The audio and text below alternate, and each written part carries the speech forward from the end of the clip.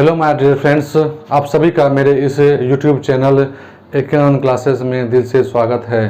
आज हम लोग इस वीडियो के माध्यम से पढ़ने जा रहे हैं समास, जो कि हिंदी व्याकरण का एक महत्वपूर्ण टॉपिक है। तो आइए अब हम लोग स्टार्ट करते हैं। तो आज का टॉपिक है समास, और आप लोग जानते होंगे कि समास जो है काफ़ी इम्पोर्टेंट टॉपिक है हमारे हिंदी व्याकरण का। लोगों ने इसे हवा बना दिया है कि समास क्या है, समास कैसे पढ़ेंगे। लोग को समास का नाम सुनते ही डर लगने लगता है कि समास को हम कैसे डील करेंगे। तो मैं अब आपको यहाँ से इतने अच्छे तरीके से बताऊंगा कि आपका समास आप जैसे देखेंगे तुरंत ही उसका उत्तर जानेंगे। इसके लिए आपको मेरा ये वीडियो पूरा देखना होगा। जब तक आप पूरा नहीं देखेंगे तब तक आपको समझ में नहीं आएगा। तो इसलिए अगर आप चैनल पे आ गए हैं तो आपको क्या करना है, पूरा वीडियो देखना है, तब जाकर आपको अच्छी तरीके से समझ में आएगा। तो आइए हम लोग स्टार्ट करते हैं। देखिए, समास का जो शाब्दिक अर्थ होता है संक्षेप, याद रखेंगे इसको कि समास जो होता है इनका मूल अर्थ होता है संक्षेप, यानी कि किसी भी शब्द को छोटा करके लिखना, उसी को हम लोग बोलते हैं समास। और इसका मूल अर्थ होता है संक्षेप। कैसे देखते हैं, देखिए यहाँ पे एक शब्द मैंने वाक्य लिखा हुआ है, ये आपका एग्जाम्पल हो गया। राजा का कुमार बीमार है।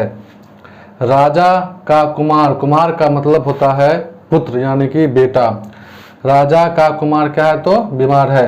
इसी राजे का कुमार को लिखा गया है शॉर्ट में करके राजकुमार।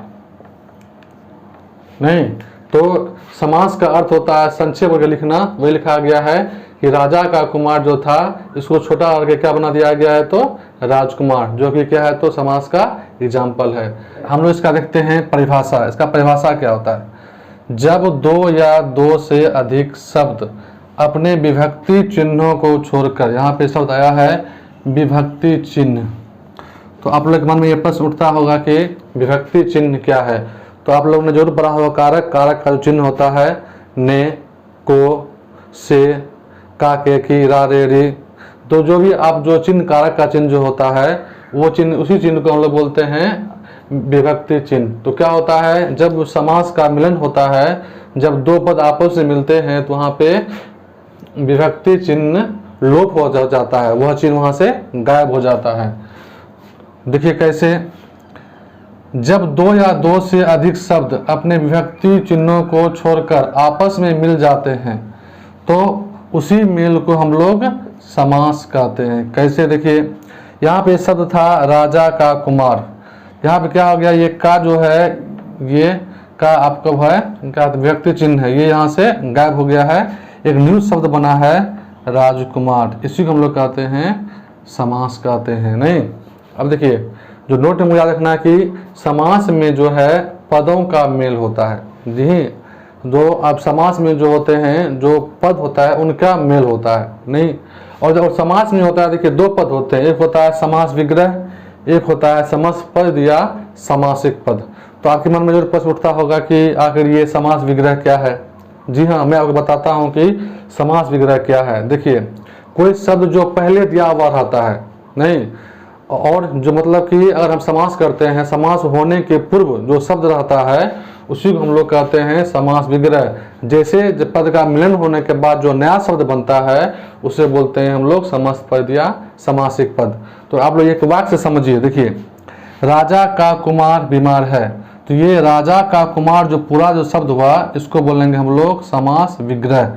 लेकिन जैसे इसका मेल हो गया, जैसे इसमें पद का मिलन हो गया तो ये बन गया राजकुमार, तो राजकुमार को हम लोग बोलेंगे समासिक पद। नहीं, आप लोग एक और एग्जाम्पल ले सकते हैं, ऐसे लिख सकते हैं रसोई का घर। रसोई का घर, इससे बन गया रसोई घर।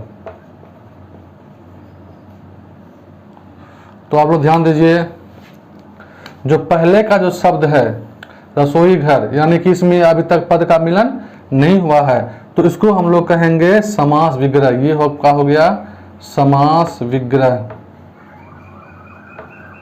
लेकिन जैसे इस पद को हम क्या करते हैं, जोड़ देते हैं, तो शब्द बनता हो जाता है रसोई घर, इसको हम लोग कहेंगे समस्त पद या समासिक पद, इसको हम लोग कहेंगे या तो समस्त पद या कहेंगे समासिक पद, समासिक पद। तो उम्मीद है कि आपको यह समझ में आ गया होगा। तो आइए अब हम लोग इसका भेद पढ़ते हैं कि समास को कितने भागों में बांटा गया है। अब हम लोग देखते हैं समास के भेद की समास को कितने भागों में बांटा गया है, इसको हम लोग पहले देख लेते हैं। तो देखिए समास को जो है मुख्यतः 4 वर्गों में बांटा गया है। नहीं, इसको याद रखेंगे कि समास को मुख्यतः जो है 4 वर्गों में बांटा गया है। पहला होता है अव्ययी भाव समास, दूसरा होता है तत्पुरुष समास, इसी तत्पुरुष समास के अंतर्गत आपका आता है कर्मधारय समास, आपका आता है द्विगु समास और आपका आता है नए समास। नहीं, उसके बाद आता है 3 नंबर में बहुव्रीहि समास और लास्ट में आता है द्वंद्व समास। नहीं, ऐसे अगर हम लोग कहें तो समास के मुख्यतः 4 भेद होते हैं। अगर सबको हम क्या करें, ऐड कर दें, क्या कर दें, तो ऐड कर दें, तो सब मिला के 7 कुल समास हो जाते हैं। जैसे पहला समास आपका हो जाता है अव्ययी भाव समास, हम लोग सबको बारी बारी से पढ़ेंगे। और दूसरा अगर हम लोग बात करें तो हो जाता है तत्पुरुष समास, तीसरा हम लोग बात करें तो हो जाता है कर्मधारय समास, चौथा हम लोग बात करें तो हो जाता है बहुव्रीहि समास, बहुव्रीहि समास। अगर 5वां हमको आता है तो आपका हो गया द्वंद्व समास, और छठा की बात करें तो हो गया द्विगु समास, और अगर 7वां अगर की बात करें तो ये हो गया आपका नए समास। जी हाँ, तो कुल मिला के जो 7 समास जो होते हैं, जो समास का भेद है, हम लोग क्या करेंगे, इसको बारी बारी से अच्छे तरीके से समझेंगे। तो आप लोग को याद रखना है, अगर ऐसा पूछे कि समाज के मुख्यतः कितने भेद होते हैं तो आपको लगाना है 4 भेद होता है। और ऐसा पूछे कि समाज कितने भेद हैं, कुल कितने भेद होते हैं, तो उसमें आपको 7 का नाम लिखना है कि अव्ययी भाव समास, तत्पुरुष समास, कर्मधारय समास, बहुव्रीहि समास, द्वंद्व समास, द्विगु समास और नए समास। तो हम लोग क्या करेंगे, आप सबको बारी बारी से अच्छे से क्या करते हैं, अब समझते हैं। अव्ययी भाव समास, जी हाँ दोस्तों, अब आइए अब हम लोग पढ़ते हैं अव्ययी भाव समास, जो कि समास का पहला भेद होता है और यह काफ़ी इम्पोर्टेंट होता है। आज मैं आपको ऐसा ट्रिक बताऊंगा कि इसके सहारे से आप शब्द देखे ही पहचान लेंगे कि कौन सा समास अव्ययी भाव समास है। थोड़ा सा भी कहीं से भी आपको चिंता करने की कोई ज़रूरत नहीं है। तो आइए हम लोग इसको देखते हैं। देखिए अव्ययी भाव समास जो है, इसका यह बना है अव्यय से, आप लोग से अव्यय से बना है अव्ययी भाव समास। एक अव्यय का मतलब ऐसा शब्द होता है जिनका रूप कभी नहीं बदलता है, चाहे एक वचन हो कि बहुवचन हो, उनका प्रयोग हमेशा सेम रहता है, उसको हम लोग अव्यय कहते हैं। अव्यय से ही बना हुआ है अव्ययी भाव समास। देखिए इसमें क्या होता है, देखिए इसका पहला पद प्रधान होता है, पहला पद जो होता है वही इसका मेन होता है, प्रधान होता है। और समस्त पद, मैंने आपको पहले ही बताया है कि समस्त पद क्या होता है। नहीं, तो वाक्य में क्या करता है, क्रिया विशेषण का काम करता है, यानी जो शब्द मतलब कि जो समास बनता है उसी को हम बोलते हैं समस्त पद। और वो समस्त पद जो है उस वाक्य में क्या करता है, तो क्रिया विशेषण का रूप ले लेता है। देखिए इसको पहचानने का जो है, पहचान कैसे करेंगे, तो देखिए समस्त पद के आरंभ में जो भी समस्त पद होता है उसके आरंभ में अगर आपको क्या मिले, भर मिले, निर मिले, प्रति मिले, यथा, बे, आ, उप हो गया, अधि, अनु इत्यादि उपसर्ग मिले, या अव्यय भी होता है जो बताएंगे बाद में, अगर ये आपको मिले तो उसी को हम लोग क्या करेंगे, आसानी से पहचान लेंगे कि वह क्या आपका होगा, तो अव्ययी भाव समास होगा। नहीं, थोड़ा सा भी चिंता करने की कोई जरूरत नहीं है, बस आपको सिर्फ क्या करना है, इस उपसर्ग को याद रखना है। अगर आप किसी शब्द में अब मतलब शुरू में इसको देख लें। नहीं, कोई मान लीजिए शब्द होता है, जैसे कि हम लिखें, जैसे हम एक शब्द लिखें, भो से बना है भर पेट, भर पेट। तो आपको यहाँ दिखता होगा कि शुरू में क्या दिख रहा है, भर। तो जैसे हम शुरू में भर देखेंगे तो हम आँख मूंद लेंगे और आसानी से बिना सोचे हम वो बोल देंगे, वह क्या होगा, तो अव्ययी भाव समास होगा। नहीं, देखिए मैंने यहाँ पे शब्द कहा था कि जो सबस पद बनता है वह वाक्य में जो है क्रिया विशेषण का काम करता है। कैसे, देखिए भरपेट वाक्य बनाते हैं, इसलिए कि उसने भरपेट खाया। खाना क्या हो गया आपका, क्रिया है। खाना क्या हो गया, क्रिया है। और इस क्रिया की क्या बता रहा है विशेषता, कि खाना जो उसने खाया है भरपेट मतलब पूरा पेट भर लिया है।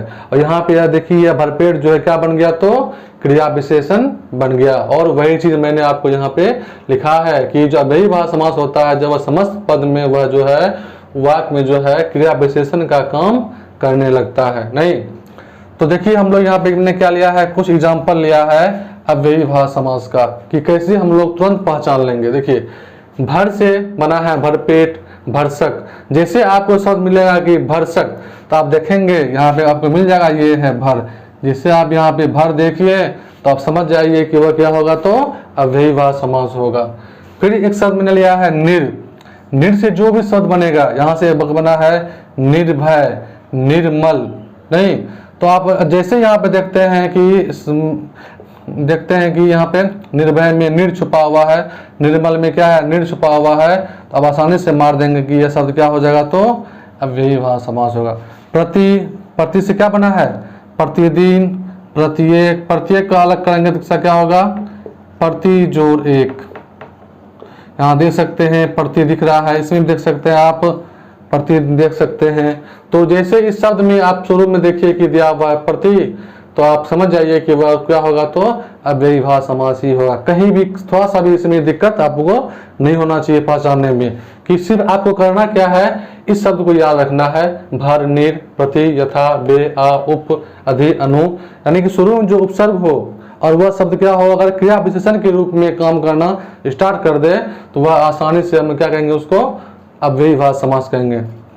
आइए हम एक और एग्जाम्पल देखते हैं। यथाशक्ति। यथा से क्या बना है, यथाशक्ति, यथासंभव।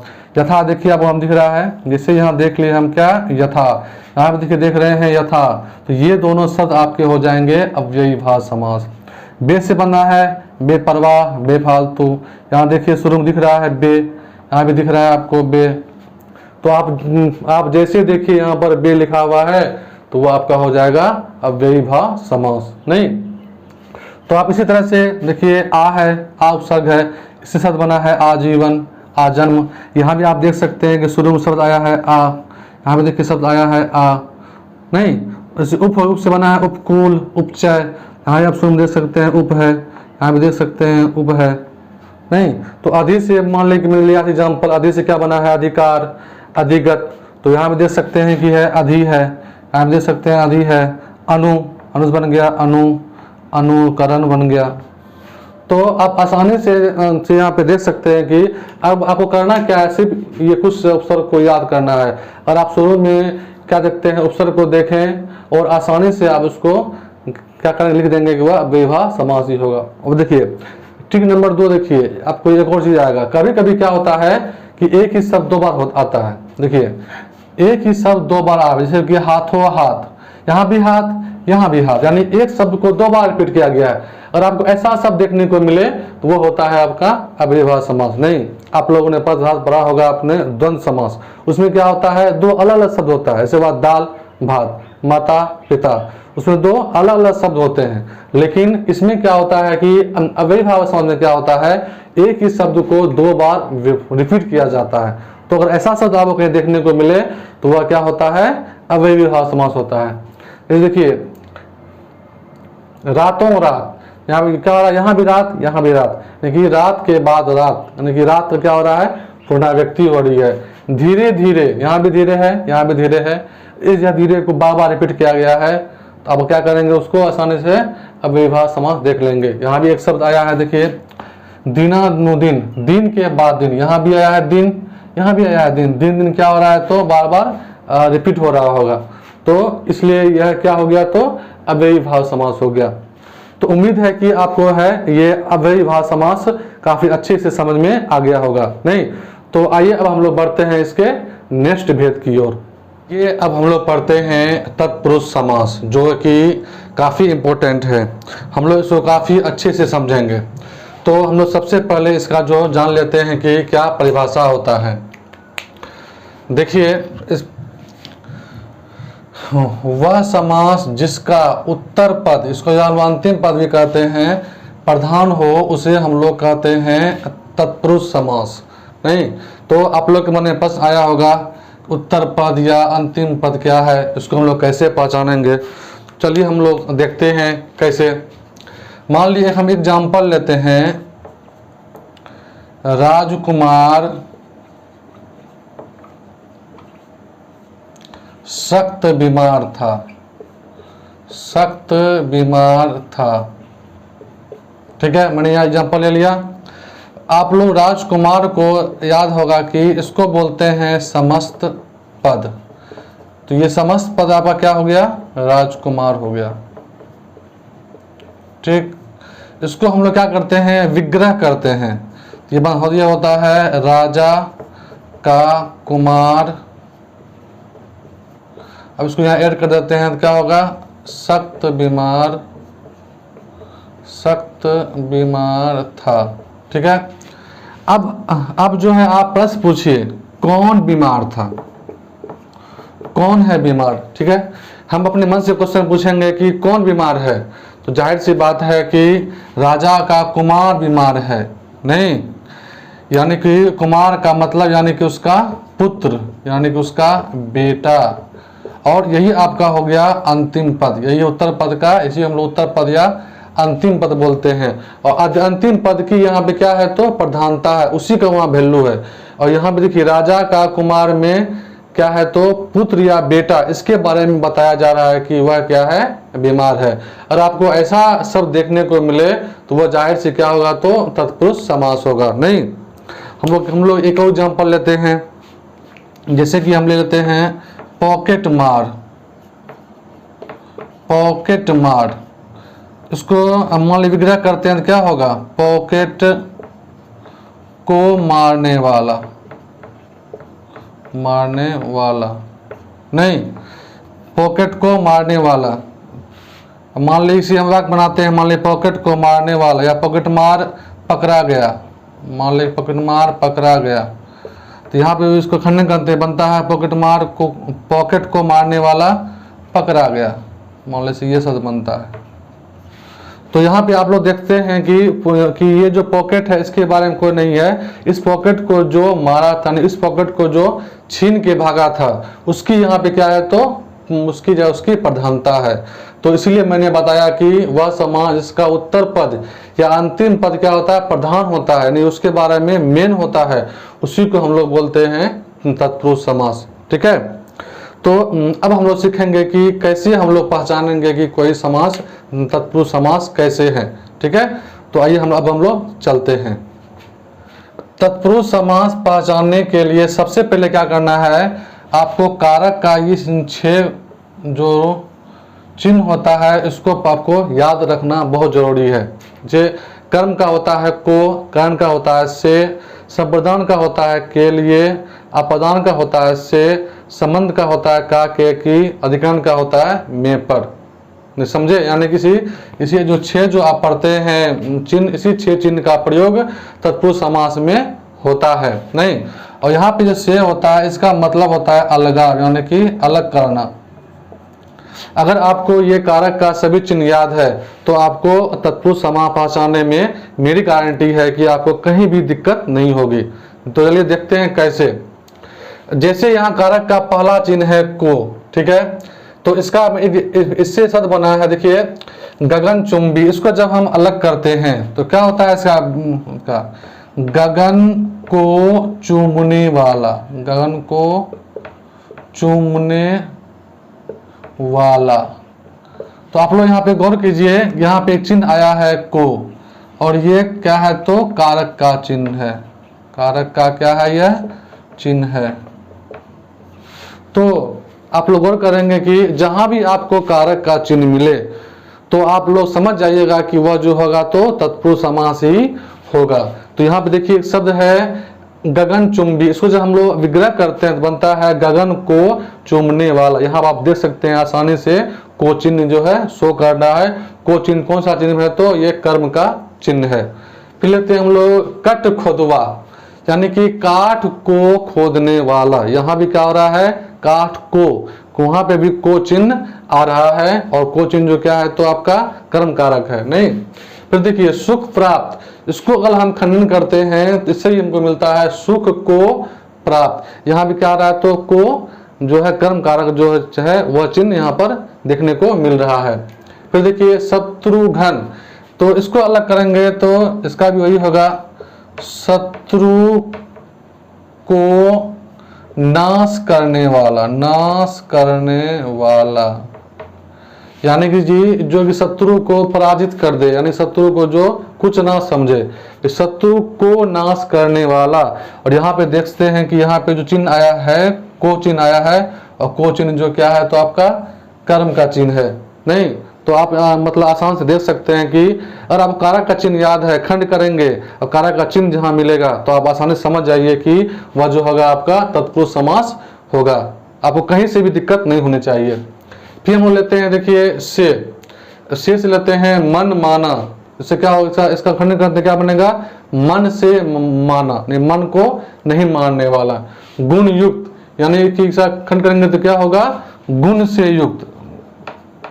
मान लें कि गुण युक्त है, इसको हम हल करते हैं क्या होगा इसका गुण से युक्त।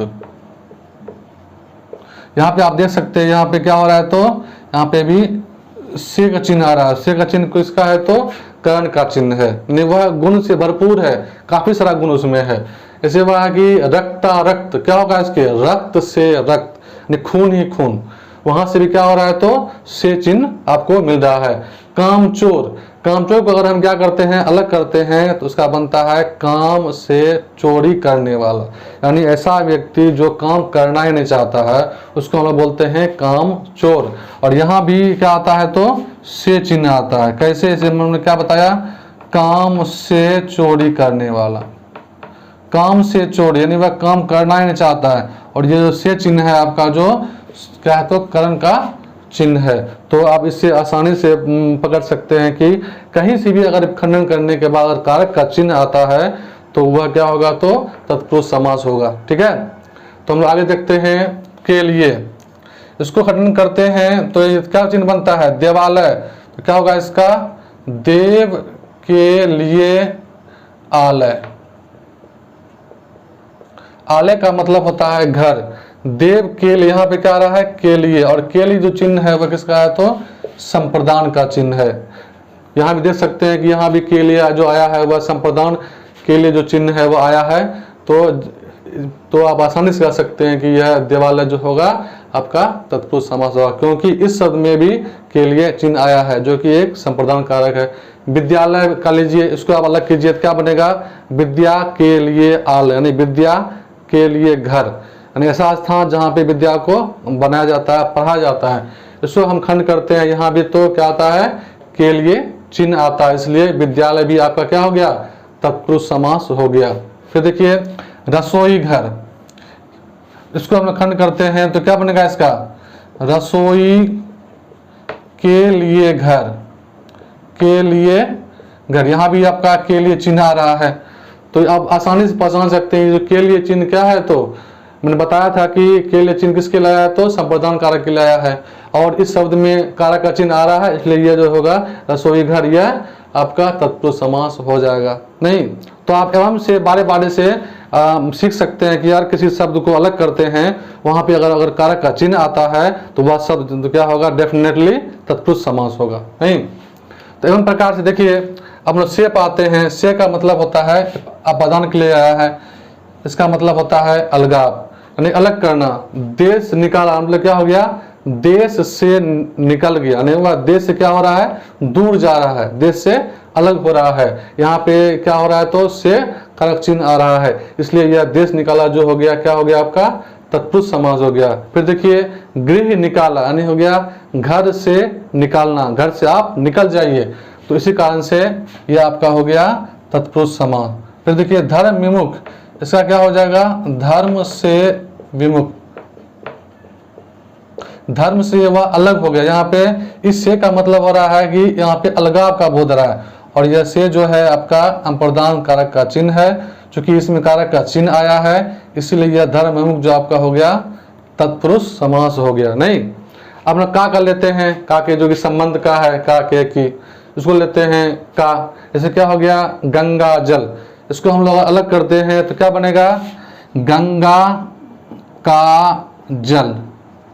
यहाँ देख सकते हैं कि का जो कारक चिन्ह का बोध हो रहा है, इसलिए यह जो है गंगा जल आपका क्या हो जाएगा, तत्पुरुष समास हो जाएगा। फिर यहाँ देखिए क्या लिखा हुआ है सूर्योदय, इसको अलग करेंगे तो क्या बनेगा, सूर्य का उदय बनेगा, सूर्य का उदय। यहाँ भी देख सकते हैं कि आपका का जो है चिन्ह आया है जो कि संबंध का अंतर्गत आता है, इसलिए यह जो है सूर्योदय आपका क्या हो जाएगा, तो तत्पुरुष समास होगा। फिर हम इसमें आते हैं में या पर, ये दोनों क्या है तो अधिकरण का चिन्ह है। में नर श्रेष्ठ यानी क्या हो गया, नर में श्रेष्ठ यानी बहुत सारा व्यक्ति है उसमें वह क्या है सबसे ज्यादा अच्छा है, तो यहाँ पर भी में का चिन्ह यहाँ पे आ रहा है। शास्त्र प्रवीण क्या हो गया कि शास्त्र में प्रवीण यानी जो शास्त्र विद्या में है उसमें वह काफी ज्यादा कुशल है, तो इस कारण से जो है शास्त्र प्रवीण क्या हो जाएगा आपका तत्पुरुष समास हो जाएगा। फिर देखिए पढ़ लेते हैं आत्मनिर्भर यानी कि आत्म पर निर्भर यानी स्वयं पर निर्भर, किसी पे हमको डिपेंड नहीं होना है। जग बीती यानी जग पर बीती, यहाँ पर क्या हो रहा है तो पर जो चिन्ह है इसका बोध आ रहा है, इसीलिए क्या हो जाएगा, ये दोनों आपका तत्पुरुष समास हो जाएगा। नहीं तो उम्मीद है कि आपको जो है यह समास समझने में यानी कि आपको तत्पुरुष समास समझने में कहीं कोई दिक्कत नहीं होगी। और अंत में मैं आपको कहना चाहता हूं कि अगर आप कहीं भी शब्द में उसको खंड करें और वहां पे अगर कारक का चिन्ह आ रहा है तो वो क्या होगा, डेफिनेटली तत्पुरुष समास ही होगा। ठीक है, अब हम लोग चलते हैं इसके समास के नेक्स्ट डेट की ओर। ठीक है, हम लोग पढ़ते हैं कर्मधारय समास जो कि हिंदी व्याकरण का एक महत्वपूर्ण टॉपिक है। ठीक है, तो आइए अब हम लोग इसको स्टार्ट करते हैं। तो हम लोग अब क्या करेंगे, कर्मधारय समास को पढ़ेंगे। इसका होता है परिभाषा, वह समास जिसमें विशेषण विशेष्य उपमान या उपमेय का मेल हो। नहीं, और मैंने आप लोग को पहले ही बता दिया है कि विशेषण क्या है, विशेष्य क्या है। नहीं, विशेष का मतलब होता है संज्ञा या सर्वनाम, इसमें आता है संज्ञा या सर्वनाम, और इसकी क्या होता है तो यह विशेषता बतलाता है और विशेषण हो गया। एक हो गया ये शब्द नया आया है उपमान। उपमान आप समझ लीजिए पहले कि उपमान क्या हो, किसको कहते हैं। इसका होता है कि जिस शब्द से किसी की प्रशंसा की जाए या उसका विशेषता बतलाया जाए,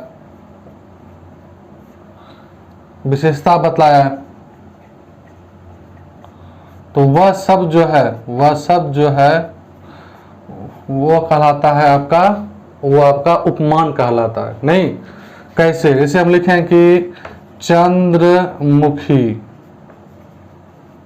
नहीं, तो चंद्र मतलब हो गया चांद, मुख का मतलब जानवे करते हैं मुख यानी कि फेस यानी चेहरा, तो यहाँ पे जो है चांद के समान चेहरा यानी इस चांद के शब्द से किसकी तो मुख की प्रशंसा की जा रही है, फेस के बारे में बताया जा रहा है वह कैसा है तो चांद के समान है। नहीं, और फिर आया है उपमेय।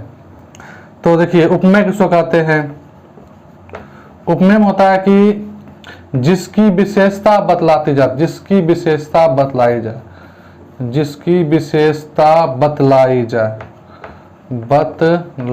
जाए उसको हम लोग बोलते हैं उपमेय। कैसे, चांद के द्वारा हम किसकी विशेषता बतला रहे हैं तो मुख की विशेषता बतला रहे हैं, तो मुख आपका हो गया उपमेय, और चांद के द्वारा हम बता रहे हैं तो चांद आपका हो गया उपमान। तो उम्मीद है कि आपको दो शब्द उपमान या उपमेय समझ में आ गया होगा। तो वही यहाँ पे कहा गया है कि वह समास जिसमें विशेषण तथा विशेष्य, आप लोग पता है कि संज्ञा सर्वनाम आते हैं विशेष में, और इसी संज्ञा सर्वनाम की जब हम क्या करते हैं विशेषता बतलाते हैं तो वो हो जाता है विशेषण। तथा उपमान या उपमेय आता है, नहीं तो मैंने आपको बता दिया है कि क्या उपमान है, क्या यहाँ पर उपमेय है। ठीक है, अब लोग कुछ इसका देख लेते हैं एग्जाम्पल। देखिए कभी कभी इसमें क्या क्या होता है, पहला पद आपको मिलेगा विशेषण और दूसरा पद मिलेगा आपको विशेष मिलेगा। कुछ आपको ऐसा शब्द मिलेगा तो आप समझ जाइएगा कि वह क्या होगा, कर्मधारय समास होगा। कैसे, देखिए पहला पद है विशेषण, देखिए महान, महान आपका हो गया विशेषण, पुरुष आपका हो गया विशेष्य, पुरुष आपका क्या है तो संज्ञा है, नहीं। इसे हो गया पक्वान, पक्व और अन्न, तो पक्व बता रहा है कि अन्न क्या हो गया है, पूरी तरीके से पक गया है, उस थोड़ा सा भी कच्चा नहीं है। तो अन्न की क्या बता रहा है तो विशेषता बतला रहा है। तो यानी आप ऐसे समझिए कि मान लो कोई शब्द है, उसका आप देखिए या तो पहला पद में क्या बता रहा है, उसका विशेषता बतला रहा है, तो जाहिर से होगा कि वह क्या होगा, कर्मधारय समास होगा। हम और भी कुछ ले सकते हैं, जैसे ले लें हम कि नील कमल, नील कमल, और यहाँ पर दे सकते हैं नील कमल। तो कमल कैसा है, तो कमल के बारे में बता रहा है, कमल जो क्या है नीला कमल है। तो यहाँ पे हो गया ये नील यानी कि नीला हो गया विशेषण और कमल क्या हो गया विशेष्य, नहीं। तो आप आसानी से यहाँ से भी उसको समझ सकते हैं। फिर हम लोग आते हैं, देखिए कभी कभी क्या होता है उसमें दोनों पद होता है विशेषण, ऐसा आपको शब्द मिलेगा कि दोनों शब्द मिलेगा आपको विशेषण, तो उसको हम समझ जाएंगे वो भी क्या होगा तो कर्मधारय समास होगा। कैसे, देखिए यहाँ पर जैसे लिखे हैं श्वेत रक्त, श्वेत मतलब हो गया सफेद, रक्त मतलब हो गया लाल रंग से संबंधित होता है। तो दोनों क्या बता रहा है, विशेषता बतला रहा है। भला, तो ये भी क्या होता है आपका, ये भी आपका विशेषण है। बुरा, ये भी क्या है आपका विशेषण है। इस दोनों शब्द क्या बन गया, भला बुरा, नहीं। तो यहाँ पे क्या हो रहा है, दोनों पद आपको विशेष्य दिख रहा है। फिर आगे बढ़ते हैं, इसमें क्या होता है, पहला पद होगा विशेष्य और दूसरा पद हो जाएगा विशेषण, यानी कि पहले आपको आ जाएगा विशेष्य, अभी बाद में आता है विशेषण। कैसे, देखिए श्याम, श्याम जो है किसी नाम है, नहीं आप जानते करते हैं कृष्ण के को भी श्याम कहा जाता है।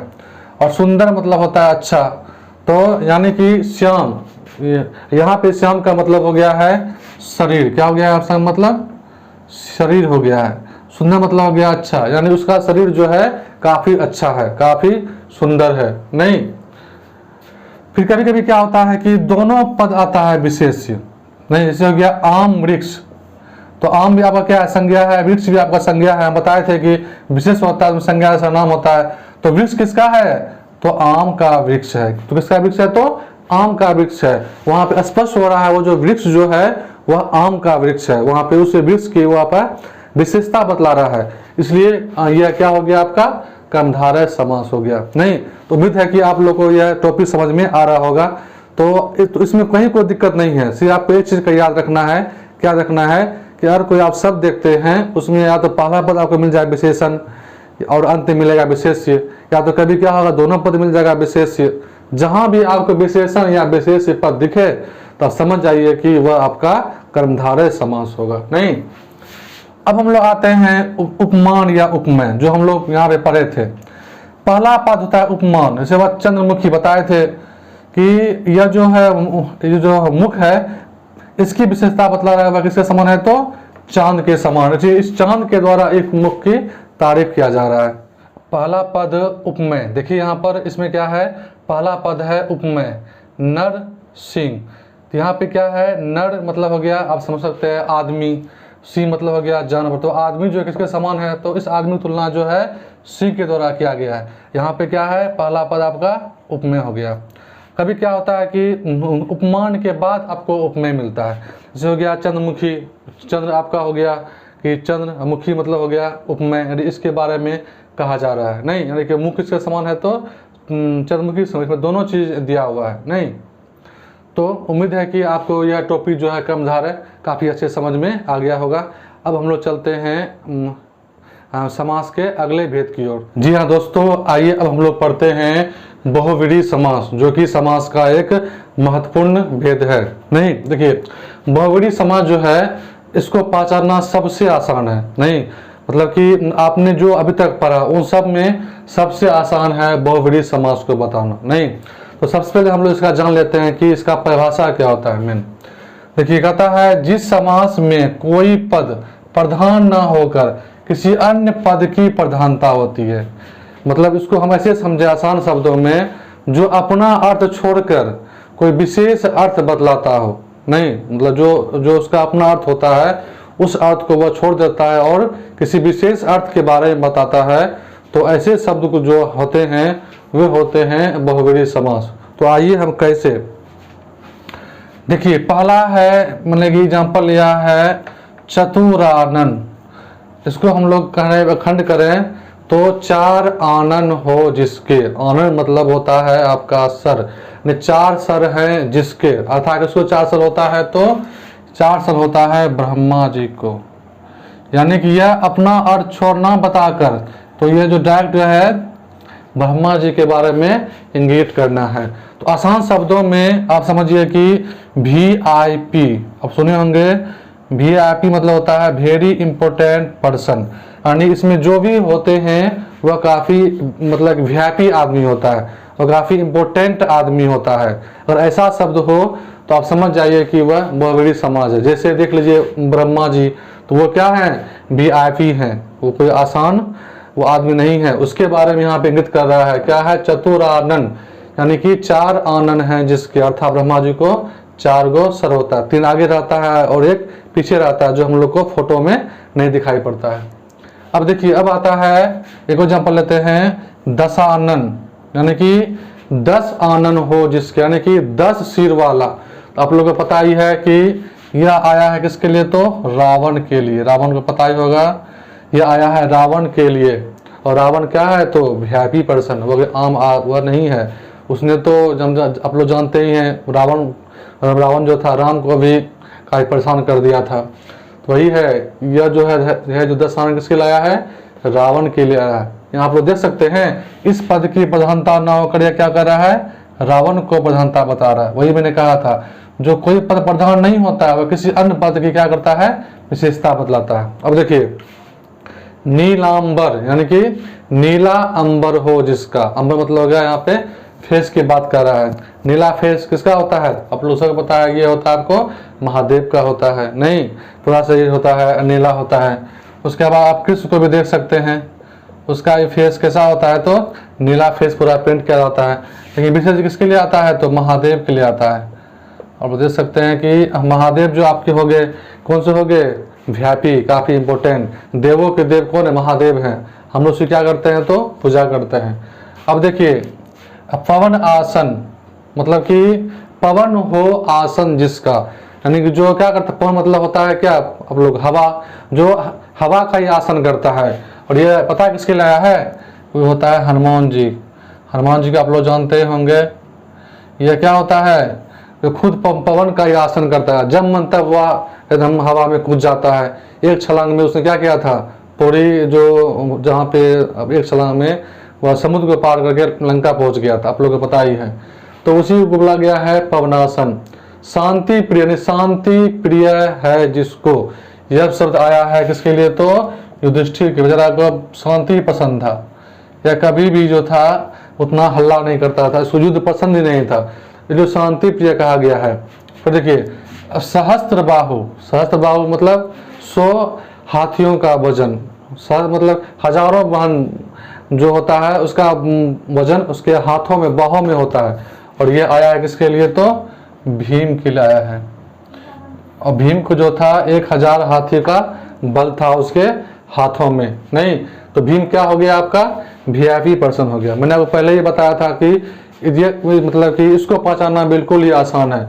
ये जो होता है वेरी इंपॉर्टेंट पर्सन के लिए ही इन सब का प्रयोग किया जाता है। नहीं जहाँ से भी कोई शब्द लिखे उसको आप खंड करेंगे और आपको लगेगा कि वह किसी खास आदमी के लिए इंडिकेट कर रहा है, आप समझ जाइए कि वह आपका हो जाएगा बहुव्रीहि समास। आगे बढ़ते हैं। देखिए नीलकंठ, यानी कि कंठ हो नीला जिसका, आप लोग पता है किसका कंठ नीला है, तो कि कंठ नीला आपका है महादेव का कंठ नीला है। शंकर महादेव को पूछते हैं, इसलिए ये नीलकंठ क्या हो जाएगा आपका, बहुव्रीहि समास हो जाए। फिर आगे बढ़ते हैं हम लोग, जितेंद्रिय मतलब कि इंद्रियों को जीतने वाला, मतलब जितने कि इंद्र पर क्या किया, इंद्र को कंट्रोल में कर दिया है। और ये पता है किसके ये आता है आपको, इंद्र भगवान को कहा जाता है। इसने क्या किया है, इंद्रियों को कंट्रोल में कर लिया है। पीतांबर यानी पीला अंबर हो जिसका, ये आया विष्णु जी के लिए, तो ये पीतांबर आपका हो गया बहुव्रीहि समास। वज्र दे जिसका वज्र के शरीर किसके समान हो, वज्र के समान हो, ये भी किसके लिए आया है, तो इंद्र के लिए आया है, वह वज्र को भी धारण करता था। लंबोदर मतलब कि जिसका क्या हो, उदर लंबा हो, निकला हुआ पेट हो। और ये पता है किसके लिए आया है, ये आया है आपका गणेश जी के लिए। गणेश जो मूषक धारण करते हैं उन्हीं के लिए ये आया है गणेश। और आप लोगों को पता ही है कि गणेश कैसा हो गया, तो वीआईपी हो गया, ये कोई आम आदमी नहीं है। मतलब ये जो वर्ड है किसी स्पेशल वर्ड को, पर्सन को इंडिकेट करता है। और आपको ऐसा शब्द देखने को मिले तो आप समझ जाइए कि वह आपका होगा बहुव्रीहि समास होगा। नहीं, फिर देखिए नकटा यानी कि नाक कटी हो जिसकी, आप लोग पता ही है यह आया है शूर्पणखा के लिए। और शूर्पणखा जो थी आप लोग पता है कौन है, रावण की बहन थी। नहीं तो एक बार के क्या बात है कि ये इसके बारे में ज़्यादा नहीं बताऊंगा, वीडियो थोड़ा सा लंबा हो जाएगा। आपको पता ही है कि नाक उसका क्यों कटा था, मैं शॉर्टकट में बता दूं। जो शूर्पणखा जो थी उसने क्या किया था, लक्ष्मण को पहले चाहे कि लक्ष्मण मुझे हासिल हो जाए, तो लक्ष्मण ने साफ मना कर दिया और उससे बार क्या किया, उसका नाक काट दिया। उसी दिन से उसको क्या बोलते हैं, उसको बोला जाता है नकटा, नाक कटी हो जिसको। और ये शब्द आया किसके लिए आया है, शूर्पणखा के लिए, इसलिए यह जो है नकटा आपका हो गया बहुव्रीहि समास हो गया। अभी देखिए चंद्रशेखर यानी कि चांद जिसके माथा पे हो, आप लोग पता ही है यह शब्द किसके लिए आया, तो ये भी शब्द आया है महादेव के लिए। तो आप लोग देखिए यहाँ पे आप गौर कर सकते हैं, जो भी पर्सन आपको देख रहे हैं सभी क्या है, वीआईपी पर्सन, सबका सब हमारे देवी देवता हैं, देव हैं, उन सब के लिए यह शब्द आया है। नहीं, इसलिए ये सारे शब्द आपके क्या हो जाएंगे, बहुव्रीहि समास हो जाएंगे। सेम उसी पर देखिए है चक्रपाणि, जो चक्र को धारण करता है, ये हो गया कि विष्णु जी। शूलपाणि शूल को धारण करता है। हंसवाणी जो हंस का धारण करता है, इसमें आपका होगा सरस्वती देवी। नहीं, अजात शत्रु जितने क्या क्या शत्रु को जीत लिया गया। नहीं, ये आया है पता किसके लिए, मेघनाथ के लिए। गोपाल, गो मतलब गाय, गाय को पालता है जो, यानी को ये आया है किसके लिए, ये आया है आपके कृष्ण के लिए। चौपाया यानी कि चार पैर हो जिसके, यानी कि हमारे जो पालतू जानवर जितने होते हैं उन सब के लिए ये आया है, तो ये आपका हो गया चौपाया। यानी कि देखिए जैसे ही यह शब्द आया चौपाया तो दूसरे समझ जाता है कि वह कोई जानवर ही होगा। नहीं, तो यह शब्द खुद ना बता किसी और के लिए आया है। चंद्रमौली, जो चंद्र को क्या करता है, अपने सिर पर धारण करता है, ये भी इसलिए महादेव के लिए आया है। त्रिभुवन पति, तीनों लोगों का स्वामी, उसको माना गया है, तो विष्णु जी, तो इसको भी ये शब्द आया है। नहीं, तो उम्मीद है कि आपको ये बहुव्रीहि समास जो है काफ़ी अच्छे तरीके से समझ में आ गया होगा। अब हम लोग आते हैं इसके अगले वेद की ओर। जी हाँ दोस्तों, अब हम लोग आते हैं नए समास पर, जो कि काफ़ी इम्पोर्टेंट है, काफ़ी और सबसे आसान भी है। तो देखते हैं इसको हम लोग कैसे बनाएंगे, कैसे समझेंगे। नए समास, देखिए नए का मतलब ही होता है नहीं, नहीं का बोध हो, यानी कि नो का बोध हो। जहां भी देखिएगा उसको हम लोग बोलते हैं नए समास। इसका देखिए होता है डिफिनेशन, जिस समास का पहला पद निषेधात्मक हो, निषेध मतलब मना, मना हो, उसको हम लोग बोलते हैं नए समास। इसको हम लोग कैसे पहचानेंगे, इसमें मात्र को दो ही चीज याद रखना है। इसमें क्या होता है, पहला वर्ड ओ मिलेगा या तो अन मिलेगा, यही दो चीज ही मिलता है इसमें। नहीं, और ओ का मतलब ही होता है नहीं। हम लोग कुछ उसका देख लेते हैं एग्जाम्पल, जैसे कि हो गया ओ कर्म, ओ कर्म, तो ओ मिल रहा है, ओ का मतलब होता है नो, मतलब नहीं, कर्म ना कर्म। ओ चल, ओ चित्त है, ओ चित्त, इसका हो गया न चित्त। फिर अगोचर न गोचर, अछूत न छूत, अजात न जात, ओकाल न काल, नहीं, अब देख सकते हैं, समझ सकते हैं। ओदृश्य ना दृश्य, अव्यय न व्यय। तो आप लोग देख सकते हैं कि मैंने कुछ बता रहा एग्जाम्पल के द्वारा आपको समझा रहे हैं।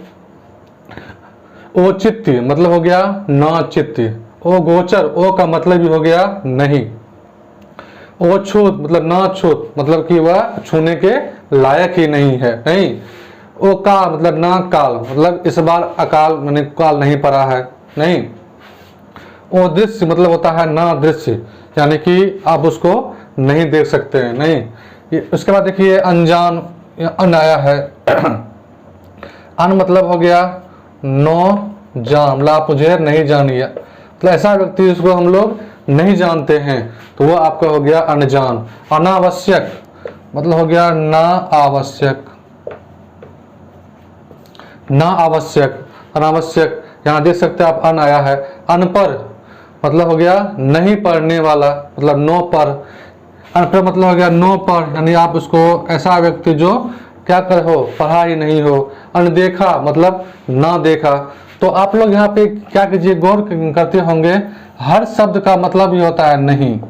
नहीं मतलब नो मतलब नहीं, मतलब आपको ऐसा वर्ड लेना है, अगर शुरू में ओ मिले, अन मिले और उसका अर्थ क्या हो, नहीं हो, तो डेफिनेट आपका नए समास होगा, नहीं। तो उम्मीद है आपको कि यह समझ में आ गया होगा। अब हम लोग बढ़ते हैं इसके नेक्स्ट वेद की ओर। जी हाँ दोस्तों, अब हम लोग आते हैं द्विगु समास, जो कि समास का एक महत्वपूर्ण टॉपिक है। तो आइए अब हम लोग स्टार्ट करते हैं। तो सबसे पहले इसका हम देख लेते हैं कि क्या परिभाषा है। ऐसा समास जिसका पहला पद संख्यावाची हो। जी हाँ, इसको आप लोग ध्यान रखेंगे कि इसका पहला पद जो होता है वह हमेशा संख्यावाची होता है। संख्या का मतलब होता है एक से, मतलब डॉट डॉट डॉट जहाँ तक चल जाए, 1 2 3 4 5 6। आप लोग पता है कि संख्या अनंत होती है, जहाँ तक संख्या चल जाए उसी को हम लोग बोलते हैं संख्यावाची। यानी कि इसका जो पहला पद होगा वह हमेशा संख्यावाची होगा, और जहाँ भी आप पहला पद संख्यावाची देखेंगे तो आप समझ जाइएगा कि वह द्विगु समास होगा। तो आइए देखते हैं कैसे, हम लोग इसका कुछ एग्जाम्पल लेते हैं। जैसे कि पंचवटी, पंच का मतलब हो गया 5, और 5 क्या है, तो संख्या है। 5 वटों का समाहार, समाहार का मतलब होता है ग्रुप, यानी कि होता है समूह। तो यहाँ बता रहा है 5 वटों का जो समूह होता है उसी को बोलते हैं हम लोग पंचवटी। और पहला पद आप देख रहे हैं यहाँ पे, पंच मतलब जो संख्या का बोध कराता है, इसीलिए पंचवटी जो हो जाएगा आपका द्विगु समास होगा। और हम आगे देखते हैं चौराहा, यानी कि 4 राहों का समाहार। यानी कि यहाँ पे देखिए पहला शब्द आया है 4, 4 भी क्या है, तो संख्या है। तो जहां भी आप देखेंगे कि पहला पद आपका संख्या मिलेगा तो आप समझ जाइए कि वह आपका द्विगु समास होगा। फिर देखिए पंच प्रमाण, पंच का मतलब हो गया 5, नहीं। फिर देखिए अठकोना, अठ का मतलब हो गया 8। तो यहाँ पे जो भी शब्द हैं सभी का पहला जो शब्द है वह संख्यावाचक हो रहा है। जैसे कि फिर लेते हैं हम लोग चवन्नी, 4 आनों का समूह, 4 आनों का समाहार। 4 मतलब हो गया संख्यावाचक, इसका पहला पद जो है वह संख्यावाचक हो रहा है। फिर देखिए अष्ट धातु, अष्ट का मतलब होता है 8, 8 धातुओं का समूह। तो इसका मतलब ये आपका हो गया द्विगु समास, क्योंकि यहाँ पहला पद आपका क्या दिख रहा है, संख्यावाचक दिख रहा है। फिर देखिए त्रिवेणी, यानी कि 3 वाणियों का समूह। तो यहाँ पे त्रि मतलब हो गया 3, आपको यहाँ पे 3 दिख रहा है, 3 मतलब वही आपका हो गया संख्यावाचक। तिमाही मतलब 3 माहों का समाहार, यानी कि 3 माह को एक साथ मिला देंगे वो बन जाएगा आपका तिमाही, नहीं। फिर देखिए साप्ताहिक का मतलब हो गया 7 दिनों का समूह, 7 दिनों का समूह, यानी 7 जो हो गया, यानी पहला पद आप देख रहे हैं सप्त मतलब 7, ये आपका संख्या का बोध कर रहा है, इसीलिए यह हो गया आपका द्विगु समास। फिर आते हैं चौमासा, चौमासा यानी कि 4 मास का समूह।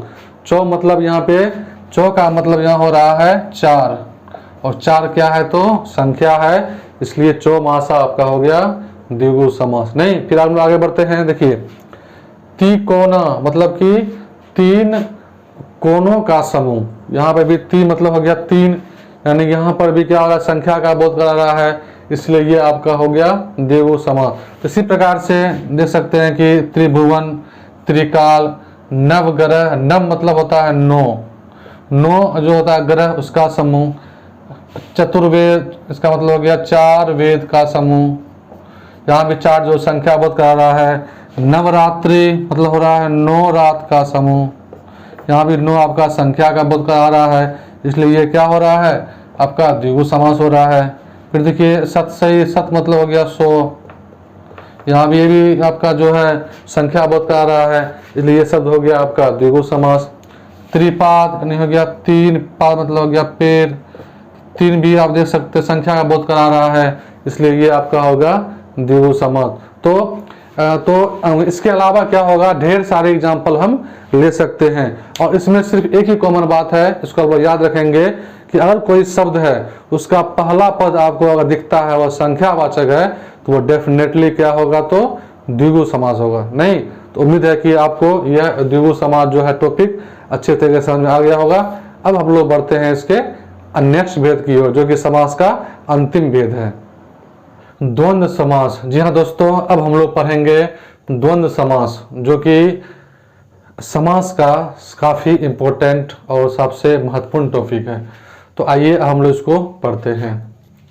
द्वंद्व समास, देखिए इसमें क्या होता है, इसमें दोनों पद प्रधान होता है। इसमें क्या होता है, दोनों पद प्रधान होता है, ऐसे शब्द को हम लोग कहते हैं द्वंद्व समास। और देखिए इसका पहचान क्या होता है, शब्द के बीच में हाइफन मिलेगा आपको, प्रायः जो है, प्रायः यानी कि 90%, 100 नहीं 90% शब्द बीच में आप देखिए कि हाइफन ऐसा मिलेगा तो आप समझ जाइए कि वह आपका द्वंद्व समास होगा। नहीं, हम लोग क्या करते हैं, ऐसा कुछ एग्जाम्पल लेते हैं। वह एड़ी चोटी, देखिए यहाँ आपको हाइफन दिख रहा होगा, एड़ी चोटी का मतलब ये होता है क्या, एड़ी और चोटी, मतलब कि इसमें और बीच में आपको आएगा, इसमें क्या हो रहा है कि और का हो रहा है, नहीं एड़ी और चोटी दोनों से क्या है, दोनों से प्रधान है, एड़ी है चोटी भी, चोटी है तो एड़ी है, सिर्फ एड़ी लिखेंगे अर्थ अलग हो जाएगा, फिर चोटी लिखेंगे तो अर्थ अलग हो जाएगा। तो इस शब्द में क्या हो रहा है, दोनों शब्द की प्रधानता है। फिर देखिए आते हैं गौरी शंकर, इसका मतलब हो गया गौरी और शंकर, यहाँ देखते हैं दोनों पद की प्रधानता है, गौरी और का भी बोध हो रहा है, और यहाँ देखिएगा बीच में हाइफन नहीं है तो इसलिए मैंने लिखा है कि 90%, 100% मैंने इसलिए नहीं लिखा, ठीक है। फिर देखिए फल फूल, फल फूल का मतलब हो गया, क्या हो गया तो फल हो गया और फूल, नहीं फल और फूल, यहाँ देखिए आप और का बोध हो रहा है, इन दोनों पद क्या है प्रधान है। लेन देन, देखिए यहाँ बीच में हाइफन दिख रहा है आपको, नहीं हाइफन यहाँ पर है, समझ जाइए वह द्वंद्व समास होगा, यहाँ एक मिल रहा है, और यहाँ भी हाइफन है, हाइफन यहाँ देख रहे होंगे। उसके बाद देखिए पाप पुण्य यहाँ भी दिख रहा होगा, भात दाल दिख रहा होगा। तो ये क्या है, द्वंद्व समास पहचानने का क्या है, बिल्कुल आसान ट्रिक है कि दो शब्दों के बीच में अगर आपको हाइफन दिख रहा है तो 100% क्या है द्वंद्व समास है। और कहीं कहीं क्या होगा कि आपको हाइफन नहीं मिलेगा, नहीं जैसे होगी अन्न जल, इसको हम खंड करते हैं क्या बनता है, अन्न और जल, अन्न और जल। यहाँ देखिए और आ रहा है, दोनों क्या है, एक शब्द दोनों को जोड़ रहा है, अन्न और जल दोनों शब्द की क्या है तो प्रधानता है। तो आप यहाँ से भी इसको क्या आसानी से पहचान सकते हैं कि ऐसा शब्द मिलेगा जहाँ हाइफन नहीं होगा, उसको अलग करेंगे तो और उसमें आएगा, तो इसलिए वह क्या हो जाएगा आपका द्वंद्व समास हो जाएगा। फिर यहाँ देखिए, यहाँ देखते हैं आगा पीछा, इसको अलग करते हैं तो क्या बनेगा, आगे और पीछे, आगे और पीछे, नहीं यहाँ पे ये बन रहा है आगे और पीछे, इसका मतलब आगा पीछा क्या हो जाएगा आपका द्वंद्व समास हो जाएगा। आगे देखते हैं फिर धनुर्बाण, तो देखिए इसका क्या होगा, धनुष और बाण, धनुष और बाण, यहाँ पे देखिए और शब्द आया है जो दोनों को जोड़ रहा है, तो ये क्या हो जाएगा आपका धनुर्बाण। द्वंद्व समास हो जाएगा। फिर देखिए पाप और पुण्य हाफन है, आसानी से पहचान लेंगे। भात दाल हाफन है, आसानी से पहचान लेंगे, ये होगा। फिर देखिए सीताराम, इसका मतलब ये हो गया सीता और राम, सीता और राम। यहाँ आप देख सकते हैं, यहाँ पर क्या है और दिया है, इस शब्द को जोड़ रहा है, इसलिए सीताराम जो आपका हो जाएगा द्वंद्व समास हो जाएगा। नहीं तो उम्मीद है कि आपको जो है यह द्वंद्व समास जो है काफी आसानी से समझ में आ गया होगा। इसमें से आपको एक ही चीज को याद रखना है कि दो शब्दों के बीच में अगर हाफन मिलता है, जी हाँ, अगर दो शब्दों के बीच में हाफन मिल रहा है तो वो 100% जो है आपका द्वंद्व समास होगा। नहीं, बशर्ते उसमें दोनों पद उसका प्रधान होना चाहिए। और कहीं कहीं क्या होगा, आपको हाफन नहीं मिलना होगा, फिर क्या करेंगे, उसको हम क्या करेंगे, तोड़ेंगे, तोड़ने से उसके बीच में और आएगा, तो समझ लेंगे कि वह क्या होगा, आपका द्वंद्व समास होगा। तो ठीक है, आज की क्लास में बस इतना ही। अगर आपको मेरा यह वीडियो अच्छा लगे कृपया मेरे चैनल को जरूर सब्सक्राइब करें और अपने दोस्तों के बीच में शेयर करें ताकि उन्हें भी इस तरह की महत्वपूर्ण जानकारियां प्राप्त हो सके। धन्यवाद।